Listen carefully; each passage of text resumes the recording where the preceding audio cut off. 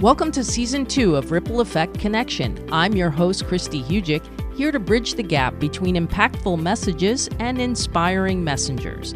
My mission is simple: ignite transformative discussions that create a ripple effect of positive change in your life and the lives of others. I'm going to ask you a favor. If something resonates with you, share it.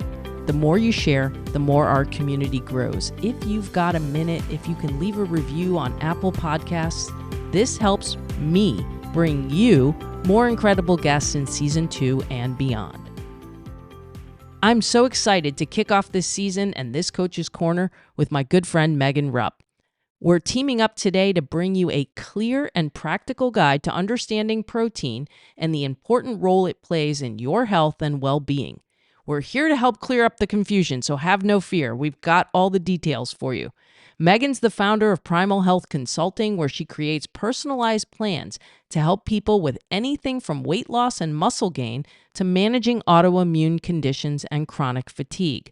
With a master's in health, chronic disease and physical activity, plus certifications in functional nutrition and personal training, she's got over a decade of experience helping clients achieve their goals.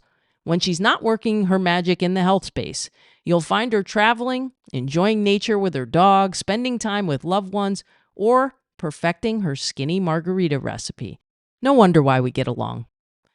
If you're wondering how much protein you need, or if you're undereating this important macronutrient, we've got you covered, and we'll give you the blueprint to optimal intake and optimal health.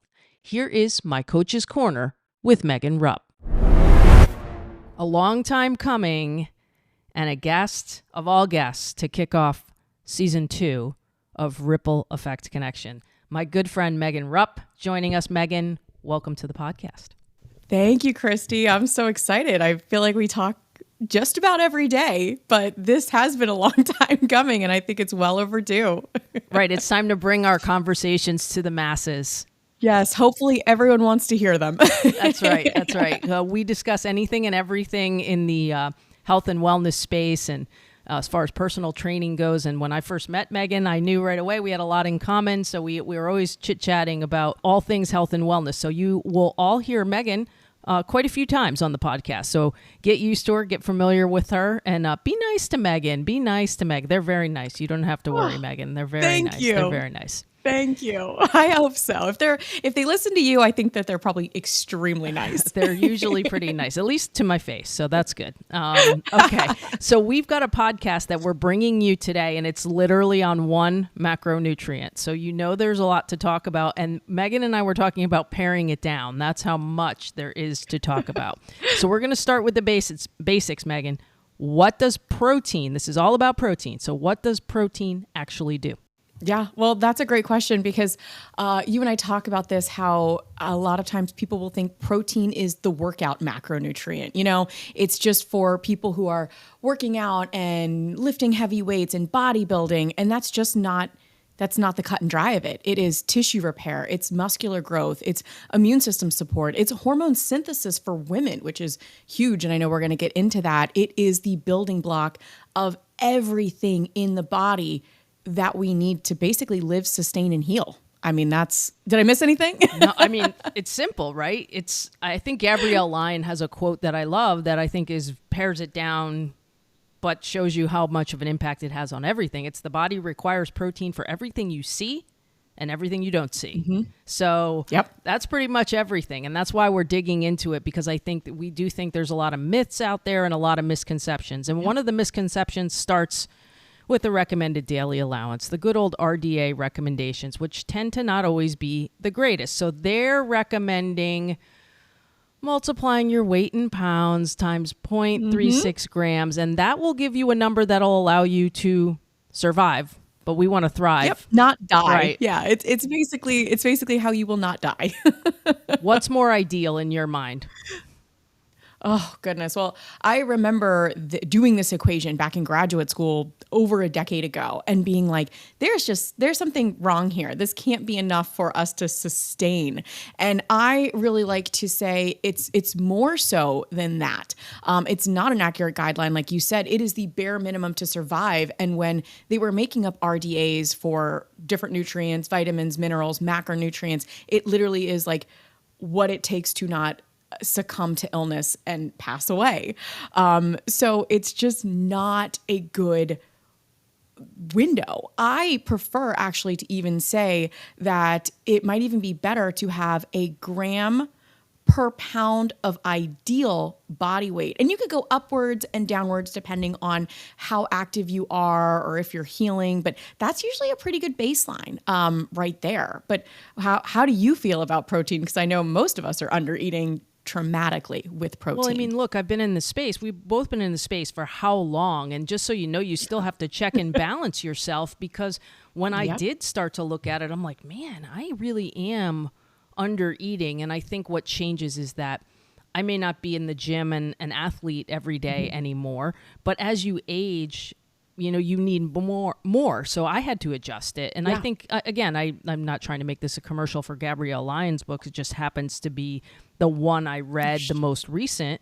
She's saying 0.54 to 0.82 grams per pound of, like you said, ideal body weight. So ideal body weight is if you're underweight or overweight, you're calculating again, what is the ideal body weight so that you're eating the proper amount based on what you want to achieve.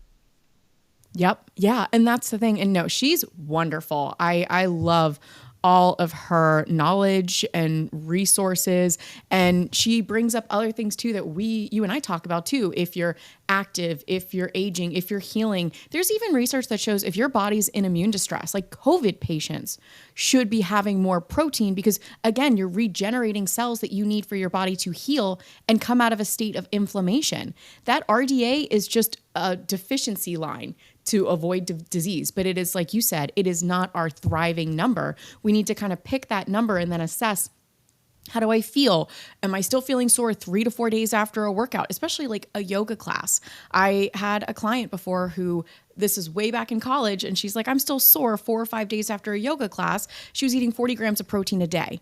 No wonder. I mean, there was no building blocks there to rebuild her muscles from just a simple, sun salutations. Yeah. And I mean, and that's the thing. And that's how I was feeling too. It was like, all of a sudden I'm not recovering properly. All of a sudden I'm still exercising almost at the higher levels, but not getting the results, and having to add amino acids in, which we'll talk about in a little bit, having to add creatine in as I get older. All things, by the way, we'll get into also associated with the myth that all of this is only for bodybuilders and those trying to build big muscles. We'll get into that later because I know I can get on a tangent with that real quick. But like what? It's my favorite tangent though. I mean, we have a lot of rabbit holes, all of us, but they're good rabbit holes, people. You'll get information from them. And we will also link any studies that we have pertaining to our information here. So I don't want everyone to feel like they need to be writing all this down and know all that, because we will link studies. We just mentioned it's not a one size fits all. So we can touch a little bit on like pregnant. You said COVID patient. What if patients are pregnant or people are athletes? Like what are some of the things they have to do to tweak that protein intake? Yeah. And here's the thing. Let's start with pregnancy. You are literally growing another human. And that's, again, not just building blocks for yourself and growing yourself, but growing another human inside of you and growing their organs, their hormones, their thyroid levels, their blood. Like there is so much. You're growing a placenta. And most women, the most recent study showed about 60 to 70% of pregnant women are nutrient deficiencies. Like nutrient deficiencies, not just vitamins and minerals, but you've got to think that protein is a nutrient deficiency as well. So we have to think, what is the long-term repercussions of a pregnant woman not getting enough protein? And then you take these athletes, and I've worked with some amazing professional and D1 athletes who are incredibly gifted. They challenge themselves at the gym, and you've seen this too, but they are just not taking in the amount of protein they need to heal their muscles. And then they're wondering why they're consistently getting hurt. And then they're starting that vicious cycle of, I'm hurt. I have to sit out practice. I come back to practice. I have to work really, really, really hard. And then I don't eat enough to heal that muscle. And then all of a sudden I'm hurt again. And again, it's not just muscles, but the bones, the ligaments, all those lovely things that you and I have talked about with injuries and injury prevention. Yeah. And I think if we're trying to give them a guideline of the average person, we're saying, I guess the range maybe 81 to 123 grams of protein, but I find there's very few people that really thrive with under 100 grams. Is that what you would say? 100%, 100%. I would say there is not a single client that I have had in the past 5 years that I would recommend going below 100 grams. Now, we could always take into matter of fact, like God forbid, kidney disease or something where they can't break down the protein, but we're probably still pretty close to that number and we're doctor monitored. But I would say there's not a single person I know that I'm recommending less than 100 grams of protein. I would emphatically agree with that, especially if they have healing goals, muscle building goals, or especially weight loss goals, because protein also helps to moderate your appetite throughout the day as well. And again, hormone and thyroid function relies on that protein. So all of those things we just mentioned, healing, growing muscles, losing body fat, sports performance, all of those rely on those things. Let's give them some simple, so there might be some people that are fairly new to this and fairly new to counting protein. How do I even know how much protein I'm taking in? So let's give them some simple ways about how to measure the amount of protein they are getting in and give them some ideas for that. Yeah. And I love this because you and I have talked about this too, because we are measuring grams of protein. So we're not measuring grams as in how much grams of weight that is, but how many grams that 5 ounces of chicken breast contain of protein. And, normally we can say let's say we want 30 grams of protein per meal. And I would say that's pretty standard for a female minimum. Because again, if we want 100 grams in a day, they're eating 3 meals. I want at least 30 grams of protein in that meal. I'm telling them at least 5 to 6 ounces of beef, bison, lamb, chicken, sardines, mackerel, shrimp. If you're not getting at least 5 ounces of cooked weight of that protein, you're probably below 30 grams of protein. I mean, would you agree? That sounds like at least a little bit of an easier method to start. And then, like you said, we could always adjust accordingly based on how someone's feeling and their activity levels as well. Yeah, and I think one of the sneaky surprising ones is eggs. Because people think they have a lot of protein, but you have to eat a lot of eggs. You're going to have to eat 5 to 6 eggs to get that 30 grams in a sitting. Yes. I love that example because my mother is a very active woman. She does Peloton. She does 6-mile hikes in a day. She is incredible.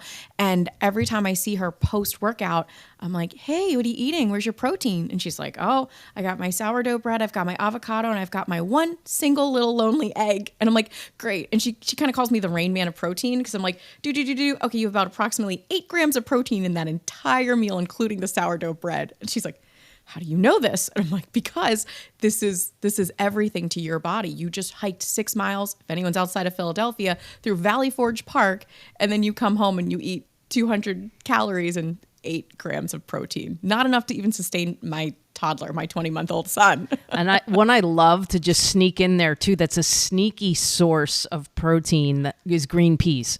Because, yes. I mean, be honest with you, the green peas, that's about per 100 grams or 2/3 of a cup. It's 5.4 grams of protein. That's actually close to an egg.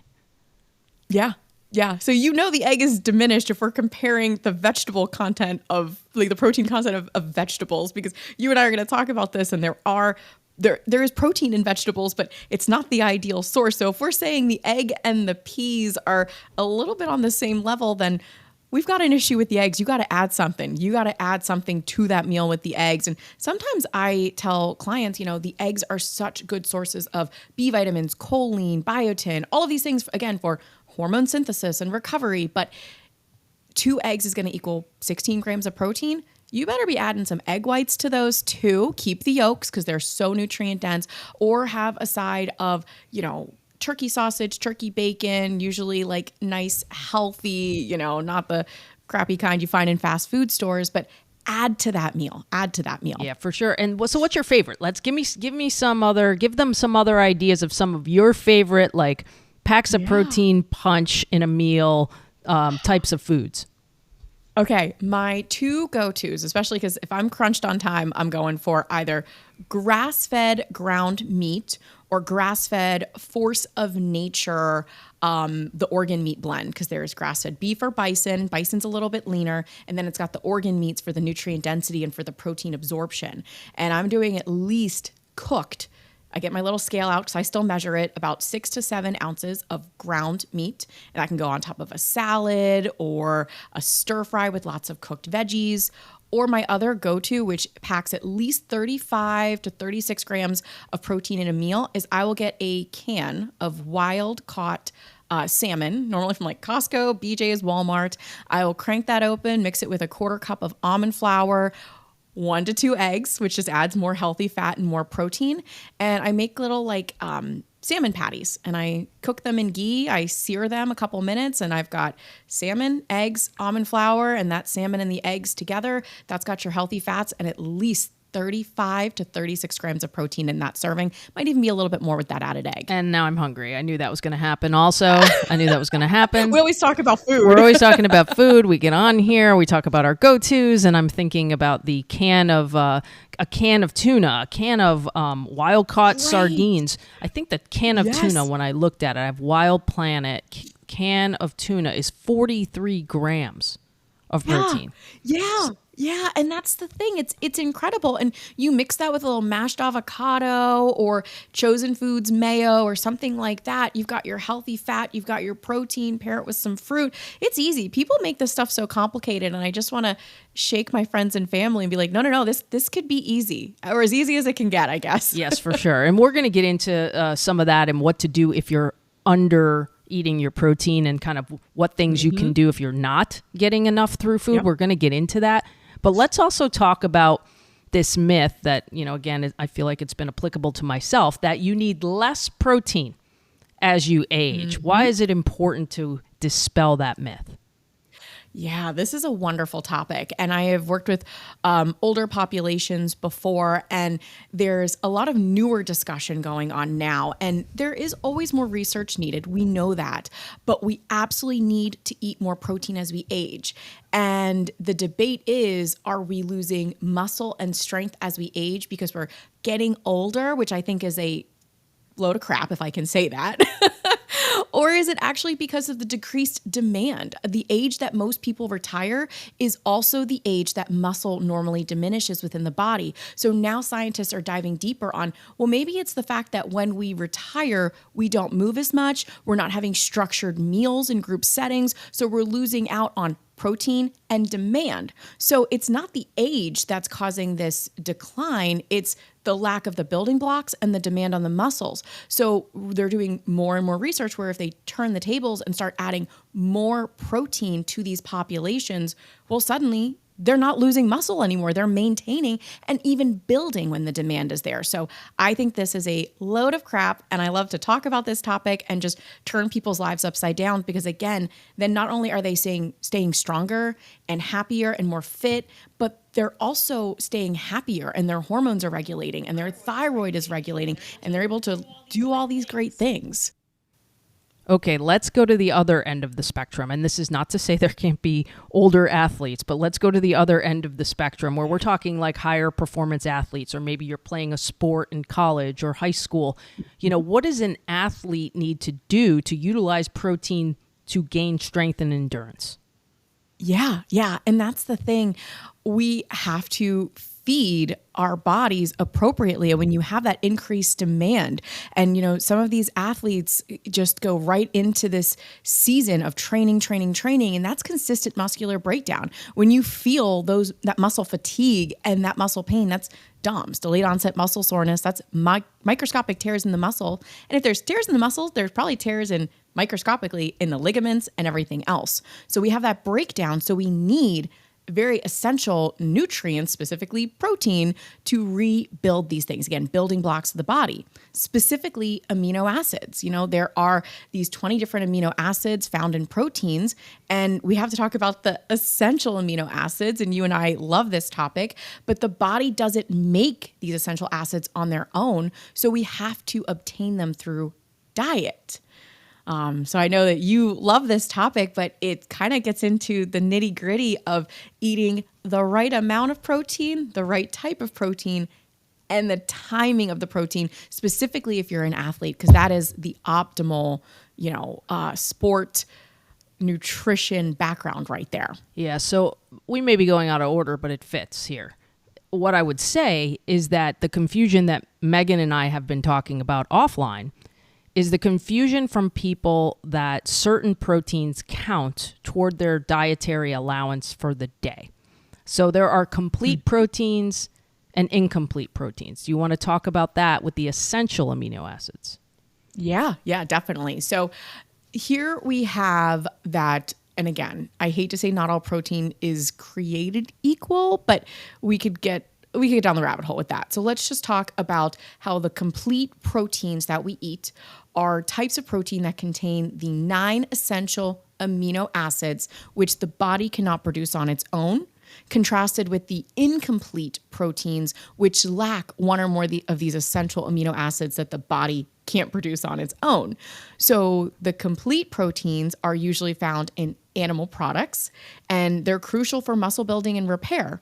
Incomplete proteins are found in plant-based sources, and a lot of times we will combine the incomplete proteins to form a complete protein. But where if you just eat a steak, there we go, that's the complete protein. It's going to go right into building the muscles back up. If you eat peas, like you said, we may need to pair the peas. Like a good combination that we talk about is like beans and rice. Beans and rice together form a complete protein. Your body has to do a little bit more work to break it down. But if somebody wants to be more plant-based, we can work with that. They're just going to have to work a little harder and get more creative. Yeah, and I think that's one of the things, like we aren't for one way of eating or another, but sometimes it's just a little more challenging when you're a vegetarian or a vegan, because you do have to put more effort in this. And like Megan is saying, it's going to require amounts of things that you have to be a little more precise, because you have to know what you're doing, but your body also has to be able to put these things, break these things down properly for you. So you wanted to talk about too with, just what can happen with that, sustaining that lean muscle mass on a vegetarian diet. Yeah. It's tougher, like you said, and we have to put in that effort. And we have to think long term. Sometimes these vegetables and these plant-based products, they are a little bit harder on the GI system. And that varies by person. You and I talk all the time about bio-individuality. So some clients can go and be plant-based and be perfectly fine. Some, there's buildups of things in plant-based foods called lectins and oxalates. And if we don't properly break those down, if there's gut dysbiosis or down the rabbit hole toxin exposure, you may be more sensitive to these lectins and oxalates, which can eventually lead to inflammation within the body, joint pain, and then a lot of gastric upset. So that's why some people can eat the beans and rice, and great, that builds their muscles up and they are more plant-based. And then you have someone who eats beans and rice and they are down for the count in the bathroom, which if you're an athlete, not really the best outcome when you got to be on the field pretty soon. Yeah, and the vegetarians too, the other part of it that becomes a problem is it becomes very carbohydrate based and not as protein based. And that is also the danger. So what we're saying is, if you want to eat like this, no shade to you. We're not judging that at all. But what I would say is there's sometimes requires some supplementation and some additional attention to what is actually going in the body if you're going to be a vegetarian. Yeah, exactly. We're going to have to work on that supplementation, which I know we're going to get into today as well. And again, if someone's willing to do the work and they are very passionate about staying plant-based, we work with them. We'll respect that, and we'll never, like you said, we will not shade you, but we will acknowledge this could be tougher and you're going to have to get creative, and we might have to kind of do a lot of trial and error, because people might not want to hear this, but proteins usually are easier to digest when it comes from an animal-based source or an egg versus lots of rice and beans. And like you said, then it knocks off the carbohydrate protein ratio, which is a whole nother topic. But we have to balance blood sugar a lot of times in these athletes. And if you're constantly eating carbs because it comes with the protein, that may not speak well for endurance, cardiovascular fitness, even your energy levels and how you sleep at night. Yeah, for sure. So I think this is probably a good time to get into the ways that people need to add to that daily number with some kind of supplementation. And again, this is where a lot of confusion comes in. There is collagen, collagen peptides we're talking about. We're talking about isolate forms of protein. And we're talking about plant-based protein sources. So there's a lot of different things going on here. So I want to separate this for folks. So whey protein, that's another one that gets talked about a lot. So let's discuss a few of these. Let's start with whey. Why is whey sometimes an issue for people as far as protein goes? Yeah. And whey is not necessarily bad. We see it a lot with bodybuilders, with, people in the gym, but whey, first off, I'm going to be honest, if it's not a good quality whey, there could be heavy metals in it. There could be a lot of fake flavors, like sweeteners, like junk like that. Like, oh, this whey protein shake has 30 grams of protein. It tastes delicious, but is it serving the rest of my body? And is it really going to help me build muscle if it's going to degrade my stomach? And a lot of times this whey, besides those added ingredients, can also contain small amounts of like dairy, which again is not always great for someone, because it's not like, oh, great, you have organic A2 Greek yogurt. This is processed forms of dairy that's being shuttled in with the whey.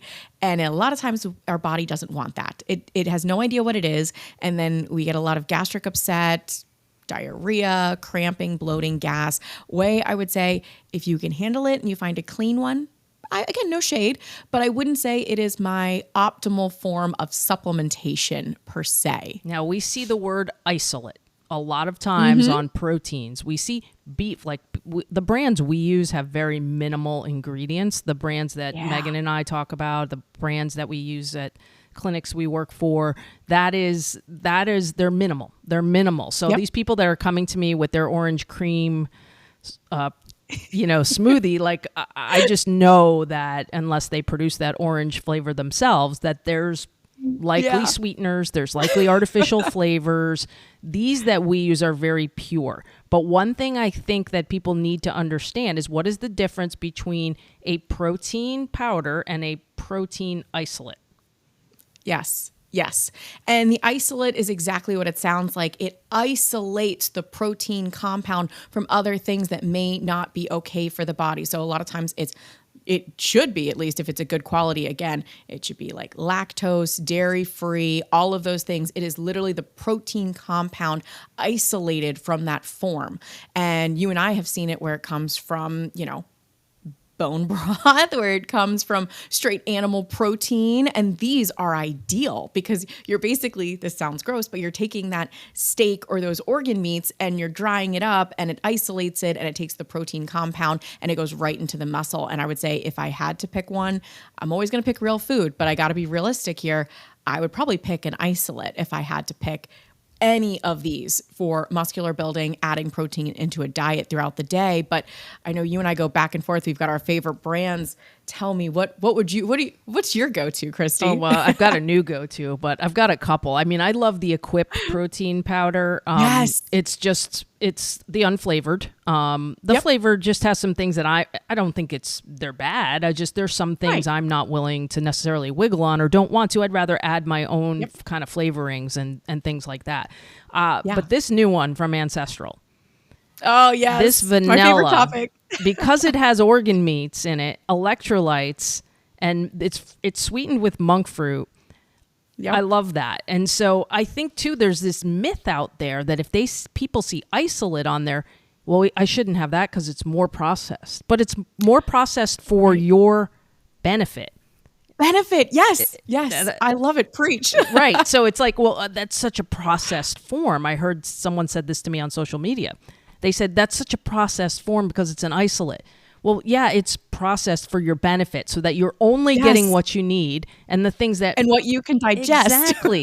So I just want to, and it's so confusing and we totally get that. Like we are always constantly studying these things and looking at these things. So I always say, let us do some of the work for you. So we hope... Absolutely. We hope this is a protein guide for you. Yes. Let's talk about the next one, Megan. That's big. Collagen. Collagen and collagen peptides. It is the rage of all. Let me tell you, yeah, that's a big one. I have a very a past client, dear friend, who works in dermatology and skin. And if someone comes to me and they want to improve their hair, skin, their nails, great. Let's bring in that collagen, especially if you don't have time to sit down to a nice cup of bone broth. If someone tells me they want to get lean, they want to increase their protein, help their hormone, their thyroid, their, weight loss and their cravings, the collagen's just not it. It's not a complete protein. And there's even some research that shows it's not even absorbed that well when it's in a collagen powder form. It's a great supplement for what it does and for hair, skin, nails, cellular regeneration. But I am not going to sit here and say it is on par with a steak, organ meats, fish, or even that isolate. It's just not. It's not used the same way within the body, and it's not going to serve you in that way either. Yeah, and that big thing to understand about the collagen is they are an incomplete protein. So most collagens, I say, because apparently there are some that are adding pea protein to make it a complete protein. Some, yes, we can argue about pea protein till the cows come home, but again, can be tougher to digest. So we're going to, most of us that I know are going to avoid that just because of the difficulty of how it's digested. But if that collagen usually lacks one amino acid, which makes it not a complete protein. So therefore, you cannot say I had 10 grams of collagen in my coffee this morning and count that toward your daily allowance. So don't make that mistake because only the complete proteins are going to count toward your daily allowance. It's okay to supplement with it, like Megan said. So we want to say, look, there's nothing wrong with collagen. We understand the benefits and what it does. I always tell people too, like Megan, you want to do it the best way possible. Have some bone broth, have some bone broth. That's, have some organ meat. There's your source of collagen. Have some organ meat, have this, food first always. Okay. But I do find it challenging to get my total protein in, especially if you're fasting and you're maybe only eating a couple times a day. You're like, holy cow, now what am I going to do here? How am I going to get this? So I'm using my coffee, which I put some protein or collagen in to be a delivery method to help me through the day. So I always say, if you're going to drink coffee, if you're going to make a smoothie, make it with a purpose. Meaning, let it be a source of, sure, you can make it with some flavor and have it taste good, but let it deliver things to you that the body needs. I love that. Make it serve a purpose. And again, that purpose could look different for everyone. Maybe someone's getting all of their protein in with their meals. I tend to do that. So if I do have a smoothie or something, maybe I'm using collagen powder for other necessities and other things because I'm getting 120 grams of protein throughout food the rest of the day. But if you're underneath that 100 and you're a female and you're looking to accomplish health goals, collagen, sure, like you said, have it, but you better be layering something else in too, like an isolate, like a really good form of an isolate. Right. And that's what I find gets me over the top, gets me to my point is just adding that. And then you and I talked about, again, if we want to, branch off into the female stigma of we do these things and they're only for bodybuilders. My routine, thanks to talking to Megan, it's been amino acids. I'm sipping on those. I start before I start the workout and I sip on them throughout the workout. When the workout's over, I'm taking my creatine and I'm putting it in a smoothie that has an isolate protein. So I'm getting the creatine and I'm getting the 20 to 23, depending on which brand it is, grams of protein with that. So let's talk about the myth around the fact that I am now a bodybuilder because I do that. Yes. Let's talk about that. Yes. You can now bench press 400 pounds because of what you are doing. If it was that simple, man, I would be in a different field. I'd be a bodybuilder. And I will say, I am always amazed by this. And I'm sure 15, 20 years ago, maybe I was that person that thought this too, that if I have too much protein, I'm going to look too bulky. I'm going to get too strong. That is not how this works, especially within the female body. You know what I mean? It's just not how our testosterone is. I have looked at thousands of Dutch hormone tests within women, and I have never found anyone with high enough testosterone to just build massive amounts of muscle like that, no matter how much protein they're eating. And again, it's very hard to overeat protein. That's another topic we don't need to get into, but there's a lot of research that says it's darn near impossible to overeat protein to a dangerous amount for the kidneys or where you're over going to build muscle. But again, the average woman is just eating way too much, way too little protein, and they're never going to look like that female strong woman that we have in our minds with the giant biceps and pumping quads. I eat anywhere from 120 to 150 grams of protein in a day, and I don't think I look like that. I just don't think I'm there. Maybe one day, but not today. It's just not genetically possible, I would say. Yeah. For the most part. Ladies, we're talking to you. We're talking to you. Eat your protein and pick up heavy things. And it doesn't have to be 50 pounds. You can load your joints and do you can do that kind of like circuit training, and it's just helpful as we age. It's just helpful as we age, and you're not going to get bigger. Do we want to give them a little bit of a tip with the questions that we get a lot also about what do I eat before I work out? What do I eat after I work out? So maybe we can go into that, give them a smidge of advice on that. Absolutely. Let's talk first about after, just because I find this is a myth I have to dispel a lot that has now been dispelled years, where there used to be this called anabolic window. You finish working out and within 1 hour, you better get that protein and you better get the carbs and you better get everything in. And I'll be honest, now that they find it is not the 1 hour window, it's more like a 3, 4, 5 hour window. So you actually have more time than you thought. Of course, the capacity to absorb and utilize that protein does gradually drift down, but as long as you're eating within a couple hours of working out, you're good. And again, kind of like what I said, protein source, complete protein preferably, or else you're going to have to mix and match if you're plant-based.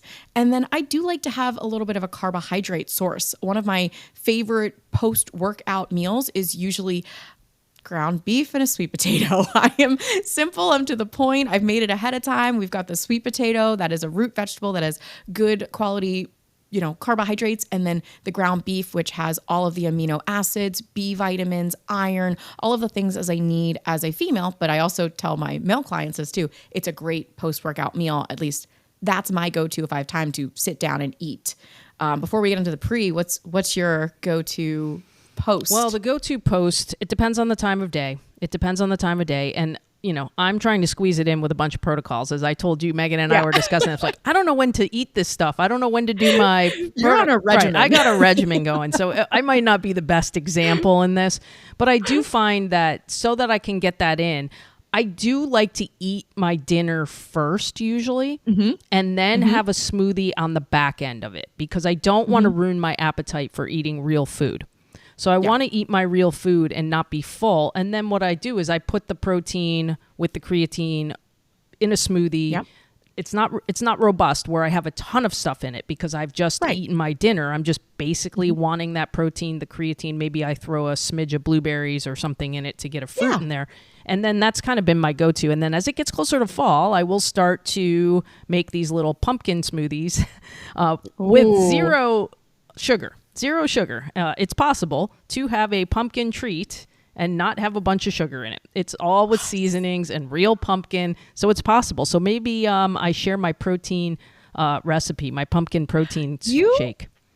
I need this because the people closest to me, including my own boyfriend, call me a wolf because I don't eat any. I basically am like a meat and vegetables kind of girl. Like I pick out my meat, complete protein, and then I put vegetables or fruit with it. Like even pre-workout, I'm sometimes doing fasted, but I'm not looking to build. I'm looking to maintain. So sometimes I do a fasted workout, but it's first thing in the morning. I've had my electrolytes, maybe a shot of organic espresso. But if I'm looking to build, I like your idea of eating beforehand. It's usually berries and honey and maybe like an egg with a little bit of egg whites. Like again, I'm so boring. I need your like smoothies to like spice up my life. Yeah. And when I'm saying that though, I'm saying I work out, then I eat dinner. Then I have a smoothie. So I'm still... you're layering. You're layering. I'm still not... There used to be a time when I said there's no way I can work out in a fasted state. I have now dismissed that because I have... Your body will adjust. That's what I... Your body will adjust. Body is especially amazing. If you're eating enough every day. You know, if you're constantly in a caloric restriction every day, that might not work. But you and I, we talk about how we fuel our bodies every single day so we can do a fasted workout without being in this catabolic state where our muscles are in a constant state of breakdown. Yeah, and I think, I don't know how you feel about it, but I feel like the pre-workout is very bio-individual also, because I think you have to judge how you feel. But like I said, sometimes there's a few days of, like, if you're like, hey, I'd like to try some fasting, but I work out in the morning, it's going to take days to adjust, you know, a few days to adjust to that, but you will adjust. So I think I go with like, what are you doing? You know, are you going on a 50-mile bike ride? You may need to eat something before that, during that, right? It depends on what you're doing. So what is your general pre-workout advice? Oh, this is a great one. Well, if you are going fasted into a workout, I will always say electrolytes. Because if you're fasted, if you do any type of carb cycling, low carb, your body just dumps electrolytes out. And that's, you know, okay, as long as you're replenishing them. So if a client is telling me they are exhausted going into a workout and they're able to be in a fasted state normally, my first go-to is, have you had any electrolytes, or did you just drink, again, 2 shots of espresso and run out the door? Because that's not going to be great for your cortisol or your blood sugar. And if they've kind of checked all the other boxes where, hey, you know, it's a longer workout, it's more than a 40-minute lifting session, I'm in a fed state normally, my blood sugar's balanced, I've had my electrolytes, then again, that's when I'm saying, you know what, you might need to fill up those glycogen stores, meaning we got to get some carbs in you before a workout, especially if you're looking to build muscle, or again, it's that athlete that's trying to top the charts on something. You're going to need a little bit more gas in the tank than you and I, who does a fasted workout. Not saying we're not athletes, but we're not breaking any records today. Right. Not the same. So I think it is very individual, and it's very, very much based on what exactly you're doing and how you're fueling your body around that, not just in that moment, but fueling your body around that. Did we hit it all? I think we did. Ooh. I feel like I could talk about this all day, but I feel like we got a lot in there. Just know that we could do an entire podcast on amino acids alone. So we really could. I'm pretty sure we could turn this podcast on in the morning and still be talking at 9:00 at night. Yeah, that's true. That's true. All right. Last thing then is, let's let people know how to connect with you. Yeah. Well, you can follow me on Instagram. My handle is Megan Primal Health. You can also visit my website. I'm currently opening up my books and taking some one-on-one, both remote and in person. If someone's near the Philadelphia area, I love to meet in person, but you know, I also do the majority of my work remote. And you can find me at primalhealthconsulting.com. And I'd love to touch base with anybody. Whatever your health goals are, weight loss, muscle gain, autoimmune, gut issues, hormone levels, I'm there to talk. We love this stuff, and I'm passionate. And it's not see you later, it's until we meet again, because Megan will be back, everyone. So thanks for joining us, Megan. That's a wrap for this episode of Ripple Effect Connection. We hope we provided some guidance on how important your daily protein intake is to every function in the human body. Challenge yourself and take a look at what that daily intake number is, and see if you can increase to optimal levels. We will, of course, continue this conversation on social media channels, so feel free to connect with Megan or myself. We'd love to hear what resonated with you. On Instagram, you can find me at Whole Health Christy. You can also get the full show notes for this and all episodes of my podcast on my website, christyhugic.com/podcast. Next, spread the inspiration. Like, follow, leave a review, and share this podcast with others who may benefit from these stories. Stay tuned for the next episode of Ripple Effect Connection. Let's create waves of change together.